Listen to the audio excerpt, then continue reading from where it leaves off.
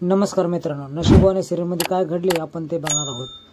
नागेश्वरच्या समोर ज्यावेळेस गिरिजा येते त्यावेळेस तिच्यामध्ये त्याला साक्षात देवी दिसते। त्यावेळेस तो घाबरून गुरुजीला बोलवतो। गुरुजी उपाय सांगतात। आपली घरातली लक्ष्मी बाहेर गेली नाही पाहिजे असं गुरुजी सुचवतात।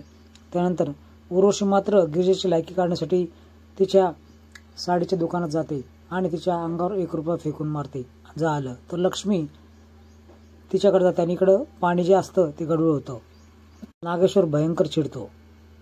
नागेश्वरची पत्नी ज्यावेळेस देवी समोर या घराचा संहार करण्यासाठी कोणाला तरी पाठव अशी विनवणी करते त्याच वेळेस गिरिजा घरामध्ये प्रवेश करते।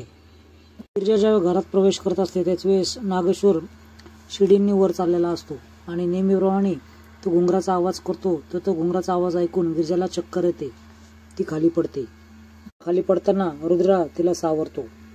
नागेश्वर रूम मध्ये आल्यानंतर त्याचा फोटो खाली पडतो आणि सर्वत्र काचा पसरतात। तो खूप गडबडतो। हे कसले संकेत आहे, अपशकुन की शकून असा विचार करतो।